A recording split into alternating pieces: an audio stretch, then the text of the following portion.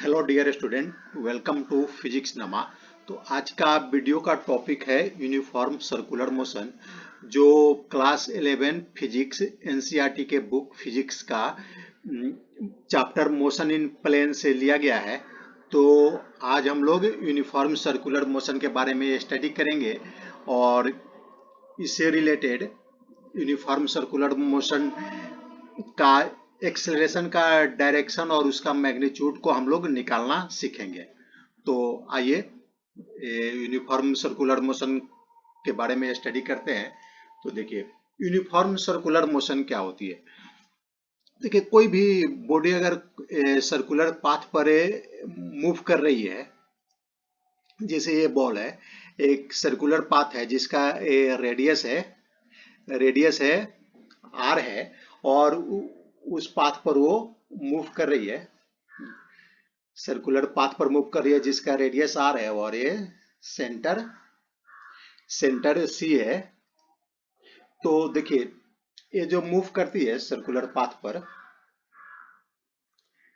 तो देखिए, हम अगर किसी पर्टिकुलर पॉइंट पर है, इसका हम लोग डायरेक्शन, ये बॉल का डायरेक्शन अगर हम जानना चाहें तो आइए कैसे जानेंगे।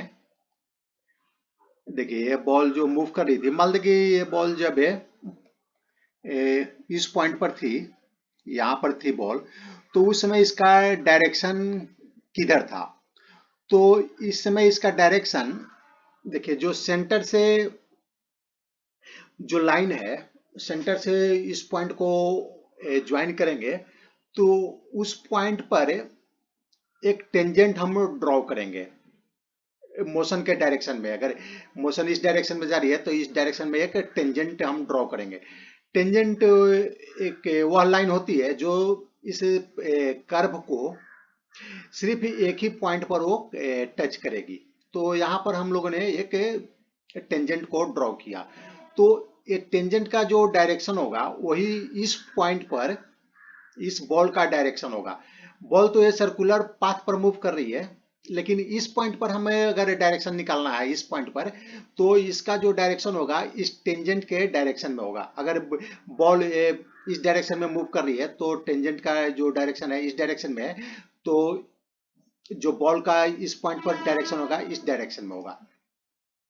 अगर उसी तरह हम कोई दूसरा पॉइंट लें, अगर इस पॉइंट पर लेते हैं तो इस पॉइंट पर इसका डायरेक्शन, इस पॉइंट पर हमें टेंजेंट ड्रॉ करेंगे और टेंजेंट के डायरेक्शन में ये बॉल का डायरेक्शन होगा।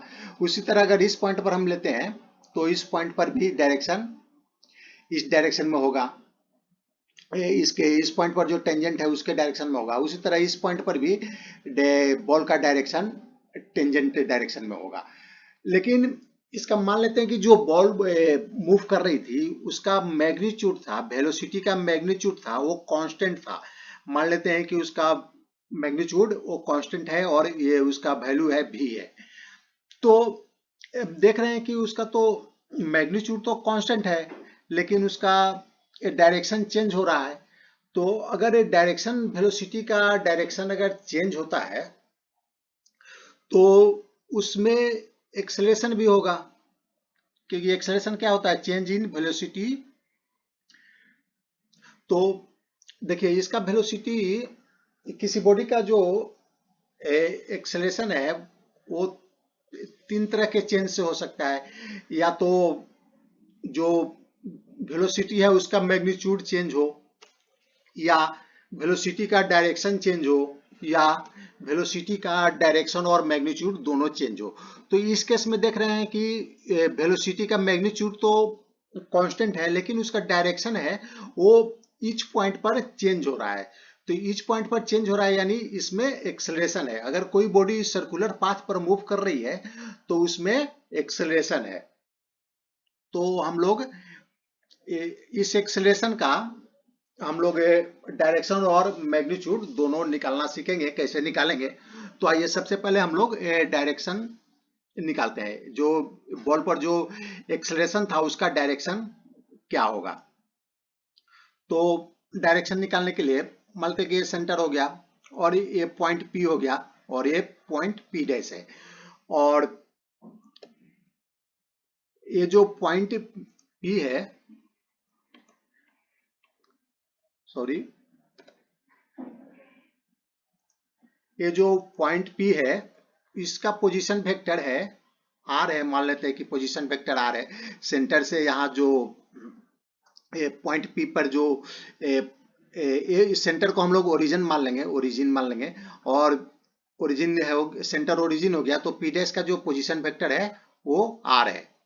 और उसी तरह पॉइंट पी डैश, जब बॉल मान लेते कि पी से बॉल मूव करते हुए पॉइंट पी पर पहुंची, सर्कुलर पाथ में बॉल मूव कर रही थी और एक पॉइंट पी डैश पर पहुंची और यहां से यहां तक जाने में उसको टाइम लगा डेल्टा टी। तो और ये पॉइंट पी डैश का जो पोजीशन वेक्टर है वो आर डैश है। और ये जो बॉल जो मूव कर रही थी उसका यूनिफॉर्म स्पीड था और इसका वैल्यू था स्मॉल वी। तो और इस पॉइंट पी पर इसका जो वेलोसिटी है, बॉल का वेलोसिटी है v है और पॉइंट पी डैश पर वेलोसिटी v डैश है। यहाँ पर हम लोग पॉइंट पी पर वेलोसिटी ले रहे हैं और पॉइंट पी पर भी वेलोसिटी है। इन दोनों v और v डैश का जो ये बोल्ड लेटर में लिखा हुआ है v और v डैश, यानी इसमें डायरेक्शन है और ये वेक्टर क्वांटिटी है यानी वेलोसिटी है। लेकिन ये v और v डैश दोनों का मैग्नीट्यूड क्या है, ये स्मॉल v है, दोनों का मैग्नीट्यूड स्मॉल v है। सिर्फ यहाँ पर v हो गया और ये दोनों पॉइंट पर वेलोसिटी चेंज हो गया क्योंकि इसका डायरेक्शन चेंज हो गया। यहाँ पर डायरेक्शन इस डायरेक्शन में है और यहाँ डायरेक्शन इस डायरेक्शन में है, इसलिए इसका वेलोसिटी ये दोनों पॉइंट पर चेंज हो गया। और ये दोनों पॉइंट को मिला लेते हैं तो ये हमारा हो गया डेल्टा आर। पी और पी डैश का जो पोजीशन वेक्टर है वो डेल्टा आर है। और अगर ये इसका हम चेंज इन वेलोसिटी निकालते हैं, पॉइंट बॉल जो P से P डैश पर पहुंची डेल्टा टी टाइम में, तो हम वेलोसिटी चेंज हो रहा है। देखिए यहाँ पर वेलोसिटी v है और यहाँ पर वेलोसिटी v डैश है। चेंज क्या हो रहा है, वेलोसिटी डायरेक्शन चेंज हो रहा है इसलिए चेंज हो रहा है। तो हमें चेंज इन वेलोसिटी को निकालते हैं पॉइंट P और P डैश के बीच का। तो चेंज इन वेलोसिटी क्या होता है, final velocity minus initial velocity. तो फाइनल वेलोसिटी क्या है, v डैश है। ये देखिए v डैश का डायरेक्शन ये है, तो हम इस डायरेक्शन में एक इसके पैरेलल और सेम मैग्नीट्यूड का हम एक v डैश ले लेते हैं यहाँ पर। और ये हो गया v के पैरेलल और सेम मैग्नीट्यूड का एक वेक्टर यहाँ ले लेते हैं। और हमें निकालना है क्या, v डैश माइनस v निकालना है। यही चेंज इन वेलोसिटी क्या होगा, final velocity minus initial velocity. तो चेंज इन वेलोसिटी निकालने के लिए v डैश में से माइनस कर देंगे v। तो देखिए ये हो गया v, तो इसके ऑपोजिट में सेम मैग्नीट्यूड का अगर वेक्टर बना देंगे तो ये हो जाएगा माइनस v। तो हमें इन दोनों का अगर रिजल्टेंट निकाल दे, v डैश और माइनस v का रिजल्टेंट निकाल दे, तो ये हमें चेंज इन वेलोसिटी मालूम चल जाएगा। तो इन दोनों का रिजल्टेंट मान लेते हैं कि ये हो गया, तो ये हो गया चेंज इन वेलोसिटी। तो ये चेंज इन वेलोसिटी का जो डायरेक्शन है वो हम कैसे निकालेंगे, किस डायरेक्शन में है। ये डायरेक्शन ये हो गया, ये इसका डायरेक्शन हो गया। तो देखिए यहाँ पर हम इसमें देख रहे हैं कि देखिए v क्या है, परपेंडिकुलर है r के, यानी इस पॉइंट पर जो वेलोसिटी है इसके पोजीशन वेक्टर पर परपेंडिकुलर है। वो ये जो टेंजेंट होता है, ये टेंजेंट अगर सेंटर से जो लाइन मिलाएंगे उस पर ये परपेंडिकुलर रहेगा। तो देखिए ये v है, पॉइंट p पर जो वेलोसिटी है वो पॉइंट p का जो पोजीशन वेक्टर है उस पर परपेंडिकुलर है, यानी v परपेंडिकुलर है r पर। उसी तरह p डैश का जो वेलोसिटी v डैश है ये परपेंडिकुलर है r डैश पर।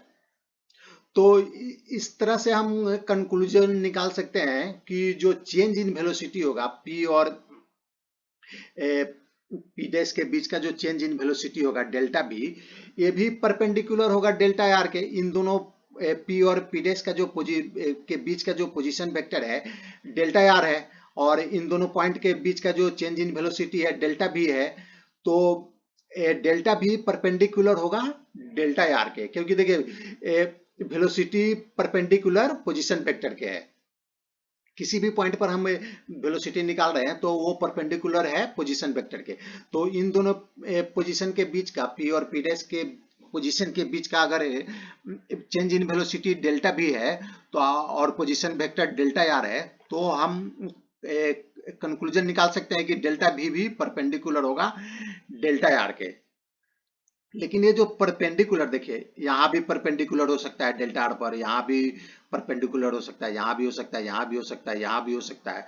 तो हमें मालूम करना है कि ये जो परपेंडिकुलर है किस पॉइंट पर है। तो देखिए v is perpendicular to r, v perpendicular to r है, and so v dash to r dash, therefore delta v is perpendicular to delta r। तो ये मान लेते हैं कि जो पोजीशन वेक्टर है r और r डैश, इन दोनों के बीच का एंगल है डेल्टा थीटा। तो इसको हम बाइसेक्ट कर देते हैं, यानी इस एंगल को इक्वली डिवाइड करते हैं और एक लाइन ड्रॉ करते हैं। तो ये जो लाइन है, ये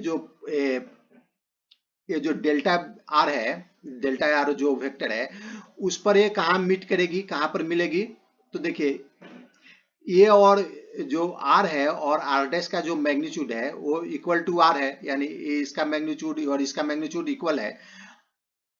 और ये जो एंगल है इसको हम बाइसेक्ट करेंगे तो इस पॉइंट पर कहाँ मिलेगी, इस पॉइंट पर ये मिड पॉइंट पर मिलेगी। ये जो डेल्टा आर है इसके मिड पॉइंट पर मिलेगी, बीच में मिलेगी। ये हम ट्रायंगल के प्रॉपर्टी से जानते हैं कि अगर ये दो इक्वल साइड है, ये दो इक्वल साइड है और उन दोनों साइड के बीच के एंगल को हम बाइसेक्ट करेंगे तो इस ट्रायंगल के जो साइड है इस पर ये मिड पॉइंट पर मिलेगी और ये परपेंडिकुलर भी होगी, मिड पॉइंट पर मिलेगी और ये परपेंडिकुलर भी होगी। यानी ये जो बाइसेक्ट कर रहा है एंगल डेल्टा थीटा को, ये लाइन ये डेल्टा आर पर परपेंडिकुलर है और इसके मिड पॉइंट पर है। तो अब हम ये देखते हैं, देखिए, और ये जो डेल्टा भी डैश और माइनस भी, इन दोनों का भी मैग्नीट्यूड सेम है। जो तो डेल्टा भी क्या है, इन दोनों के बीच का जो एंगल है उसको बाइसेक्ट करेगा, क्योंकि इसका में दोनों का एंगल भी दोनों का मैग्नीट्यूड सेम है। तो रिजल्टेंट होगा इन दोनों के बीच के जो एंगल होगा उसको बाइसेक्ट करेगा। तो हम क्या करते हैं, ये जो भी डैश है और भी है, इन दोनों को एक्सटेंड करते हुए यहाँ पर ये मानते हैं कि दोनों आकर पॉइंट मीट कर रहा है। तो देखिए इसका भी मैग्नीट्यूड सेम होगा और इसका भी मैग्नीट्यूड इसके इक्वल होगा। भी और भी डैश का जो दोनों का मैग्नीट्यूड सेम है, तो अगर हम यहाँ पर मिलाते हैं तो यहाँ से यहाँ तक का जो डिस्टेंस होगा, यहाँ से यहाँ तक के डिस्टेंस इसके इक्वल होगा। तो और इस एंगल को भी हम बाइसेक्ट करते हैं। तो बाइसेक्ट करते हैं तो देखिए इस ट्राइंगल में हम अगर लेते हैं, इस ट्राइंगल में, तो ये जो बाइसेक्ट कर रहे हैं ये भी आकर कहाँ पर मिलेगा, इस लाइन के मिड पॉइंट पर, यानी डेल्टा आर के मिड पॉइंट पर मिलेगा और इस पर परपेंडिकुलर होगा।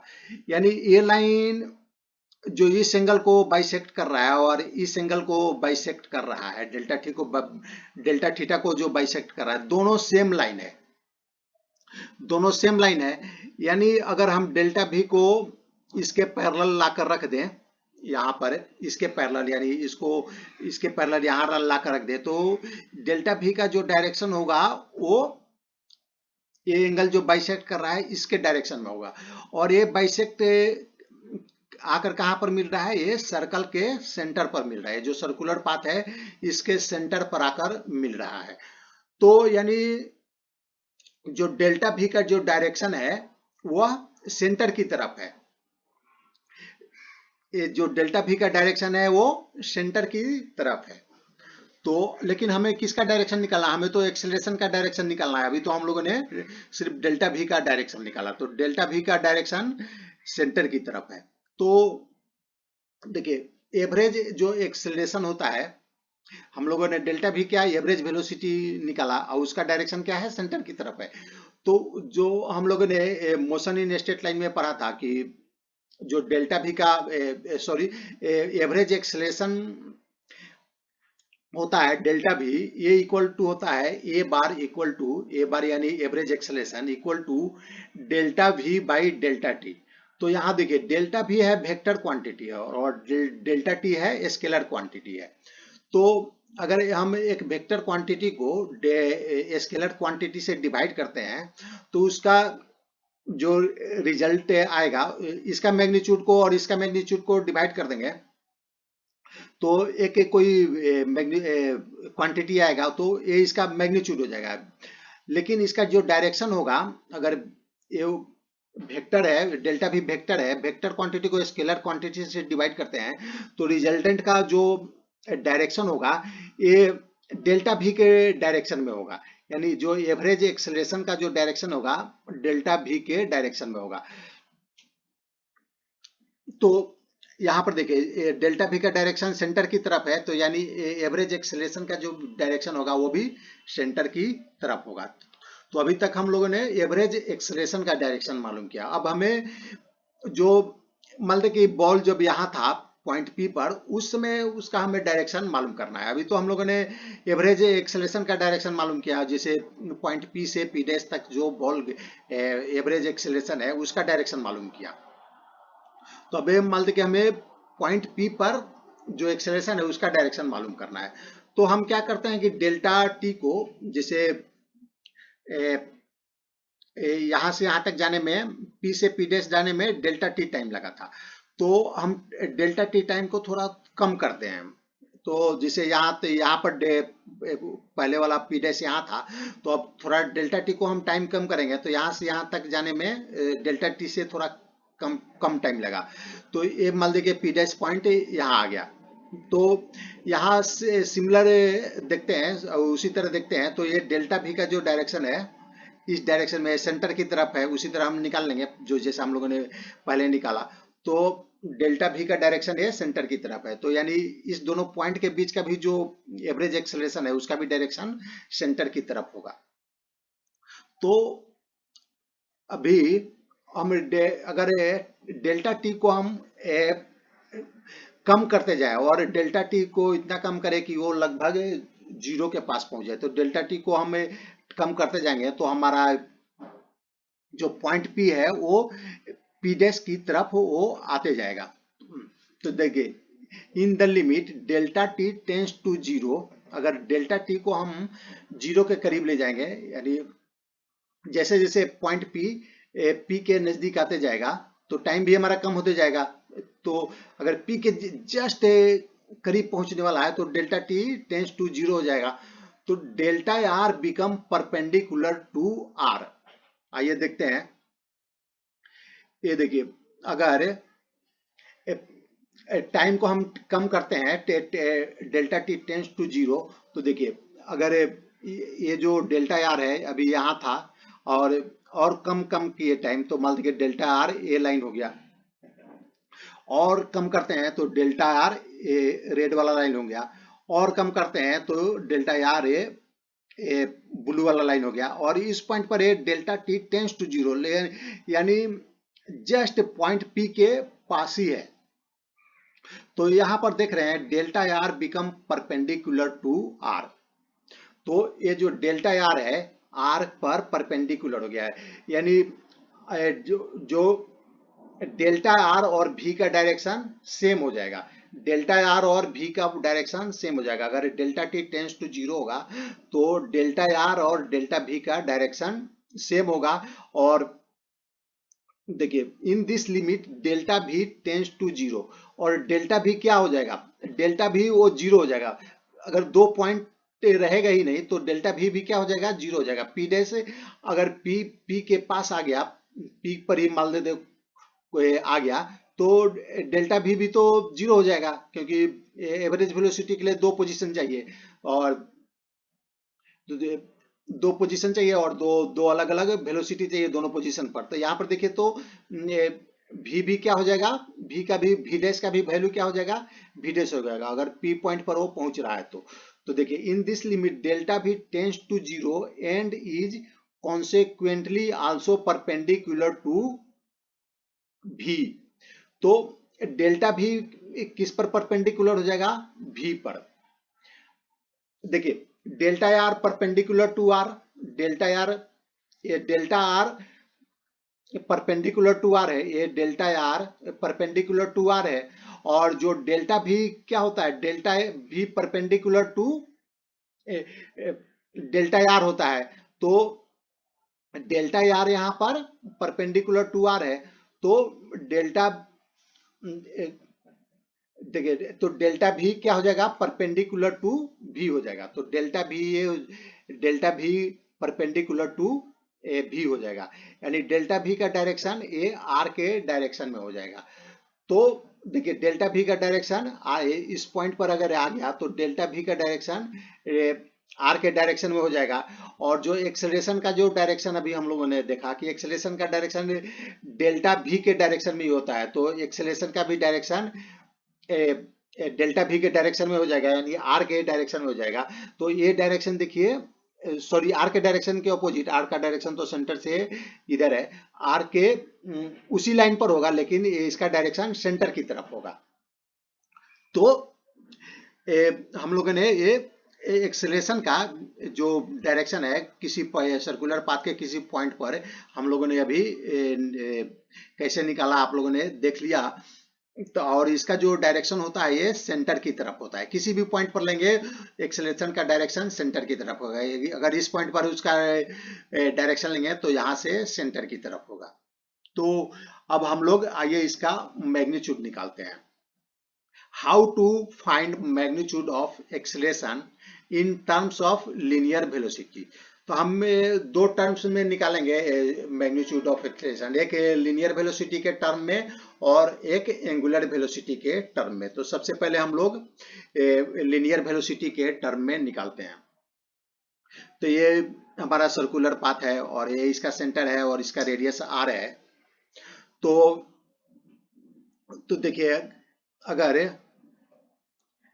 हमें इंस्टेंटेनियस एक्सेलरेशन निकाल लेंगे, मान ली अगर किसी भी पॉइंट पर हम इंस्टेंटेनियस निकाल लेंगे तो इंस्टेंटेनियस एक्सेलरेशन ही उसका उस बॉडी का एक्सेलरेशन होगा, उस पॉइंट पर एक्सेलरेशन होगा।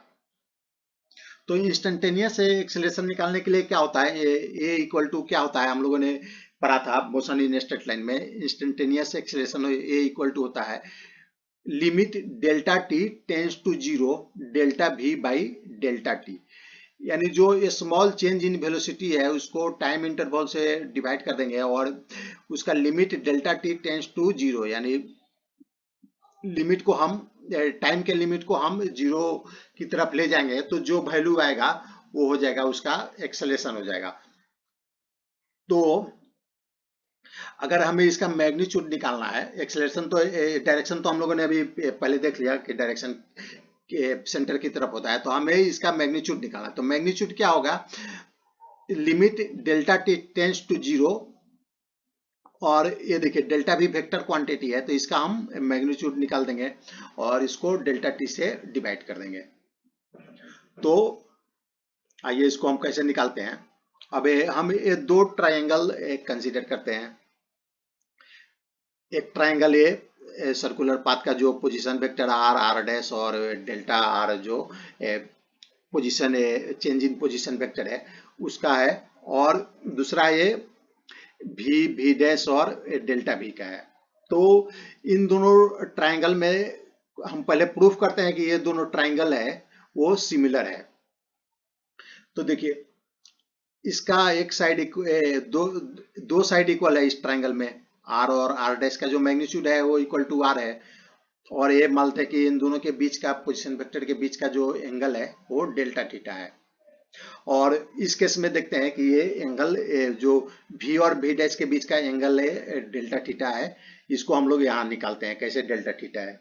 ये हमारा r है, r डैश है और ये r है, इन दोनों के बीच का एंगल डेल्टा थीटा है, और ये v डैश और ये v, इसको एक्सटेंड कर देते हैं तो ये v डैश हो गया और ये v हो गया, v डैश हो गया ये और ये v हो गया, इसको एक्सटेंड किए इसका हम।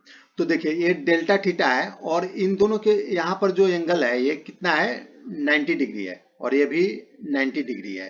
तो जो ये यहाँ वाला जो एंगल होगा, ये एंगल होगा, ये कितना होगा, 180 डिग्री माइनस डेल्टा थीटा होगा, क्योंकि ये दोनों प्लस करेंगे तो 180 हो गया, और इन दोनों को भी प्लस करने पर 180 आना चाहिए, क्योंकि इन चारों एंगल को ऐड करेंगे तो 360 आना चाहिए। तो ये एंगल हो जाएगा 180 माइनस डेल्टा थीटा। तो अगर ये एंगल 180 माइनस डेल्टा थीटा है, तो ये वाला एंगल क्या हो जाएगा, डेल्टा थीटा। तो देखिए ये जो एंगल है, यही वाला एंगल है, ये जो भी इधर जा रही है, ये भी का डायरेक्शन है, और ये भी डैश का डायरेक्शन है, ये भी डैश का डायरेक्शन है।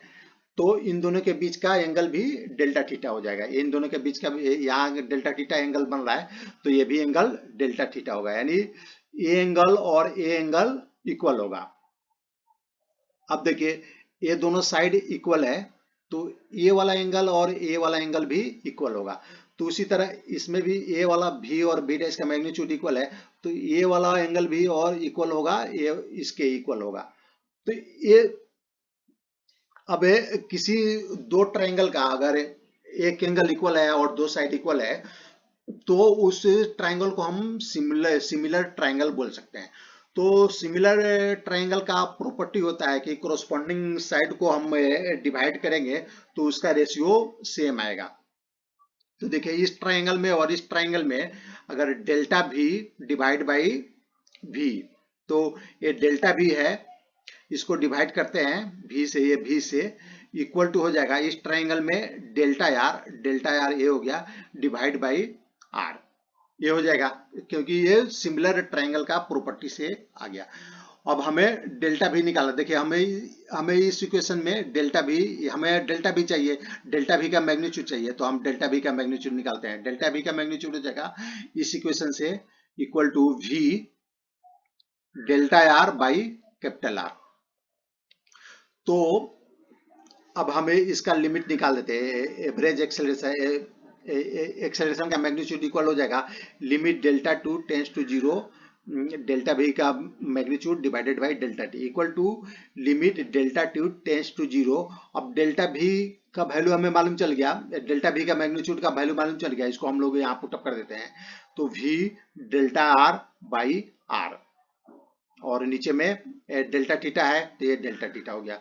और v बाई आर क्या है, कांस्टेंट है, v भी कांस्टेंट है और r भी कांस्टेंट है। ये v यहाँ पर मैग्नीट्यूड है, ये वेलोसिटी का मैग्नीट्यूड है, तो ये कांस्टेंट है। तो v बाई आर बाहर कर दे लेते हैं, limit delta t tends to zero delta r by delta t, तो ये हो जाएगा। और हमें जो लीनियर इक्वेशन होता है, वेलोसिटी का लीनियर इक्वेशन होता है, उसमें जो डिस्टेंस क्या होता है, डिस्टेंस होता है वेलोसिटी इनटू टाइम इंटरवल।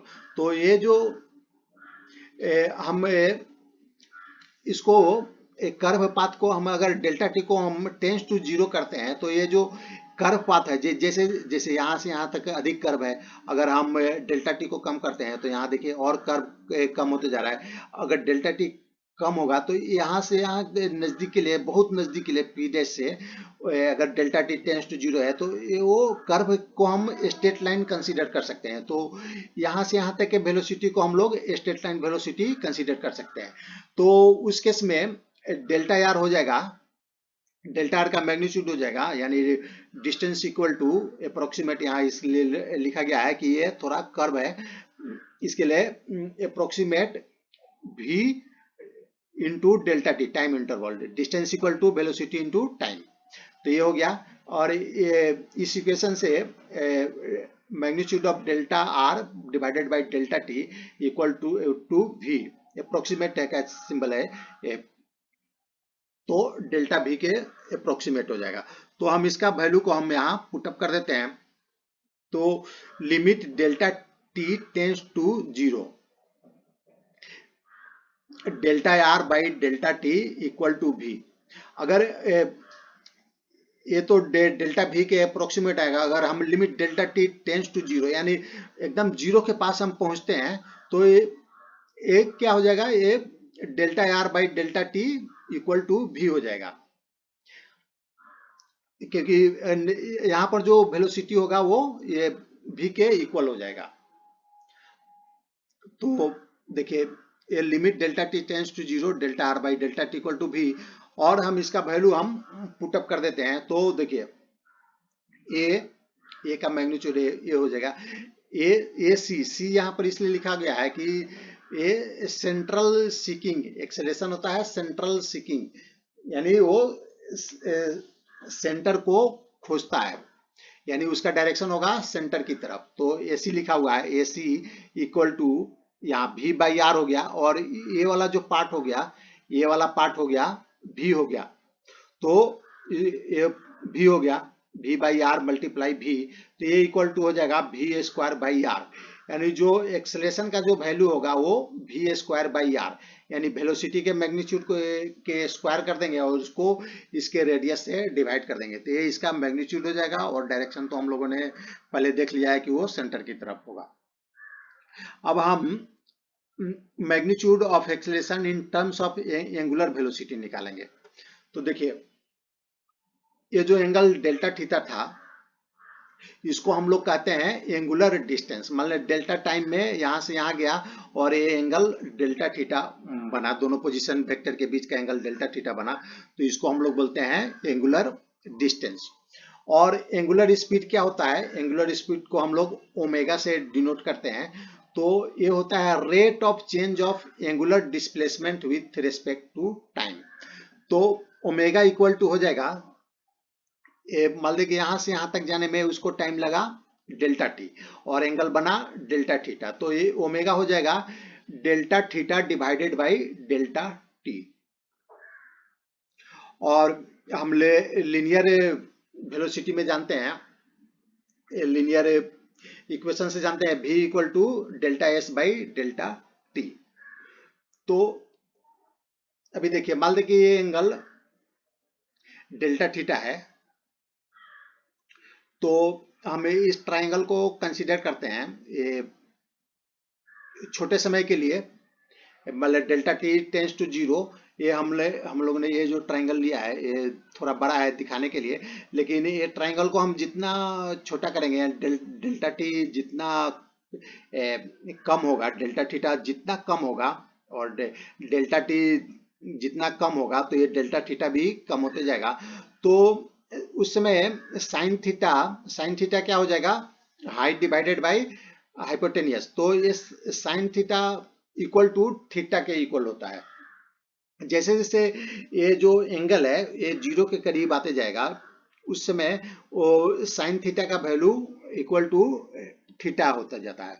तो sine theta equal to delta theta, और इस ट्रायंगल में हम साइन थीटा क्या निकालते हैं, तो sine theta equal to delta theta हो जाएगा, और ये इक्वल टू हो जाएगा डेल्टा एस। मान लो यहां से यहां तक का जो डिस्प्लेसमेंट है डेल्टा एस है, और उसको आर, ये यहां से रेडियस हो गया, ये वाला हो गया, ये तो रेडियस हो गया तो आर के इक्वल ही होगा, तो ये आर, तो sine theta equal to delta theta, और ये इक्वल हो जाएगा delta s by are.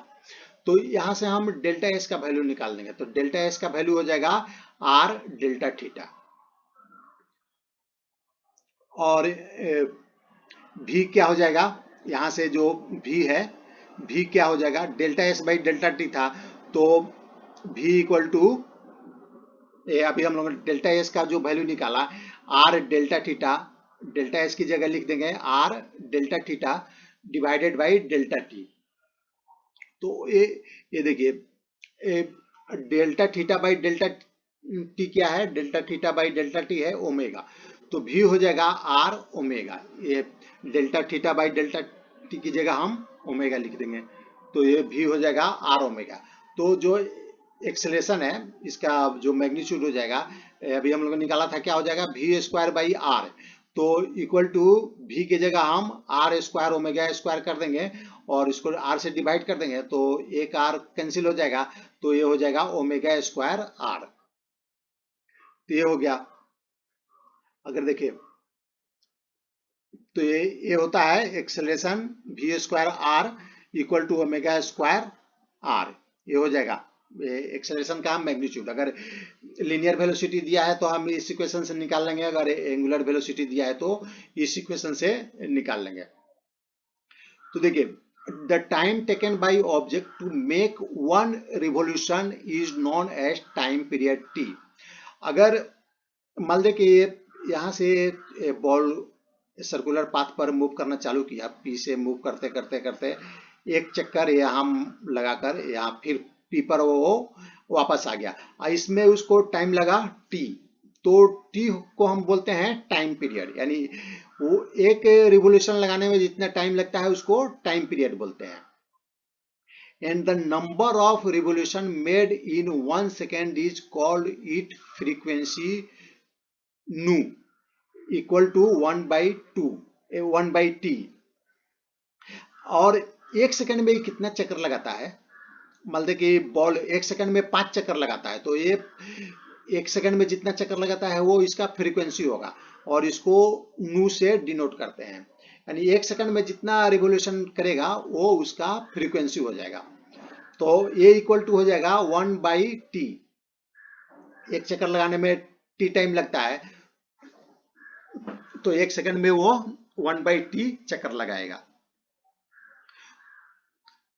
However, during this time, the distance moved by the object is s equal to 2 pi r।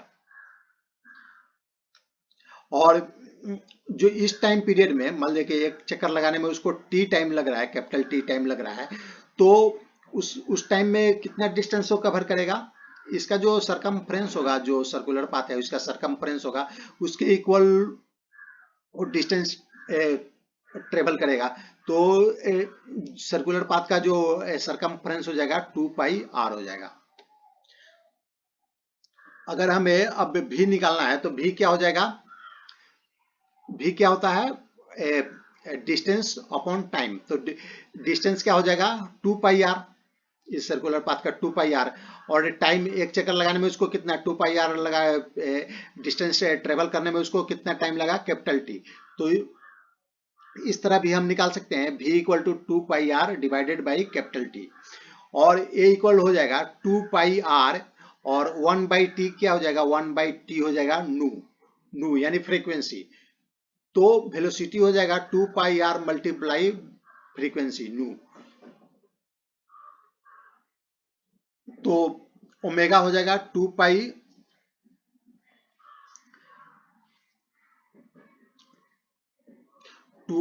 नू, 2 पाई बाई टी हो जाएगा और 1/t हो जाएगा नू, तो ओमेगा हो जाएगा 2 पाई, उसको फ्रीक्वेंसी से मल्टीप्लाई कर देंगे तो 2 पाई नू, और भी हो जाएगा 2 पाई आर नू।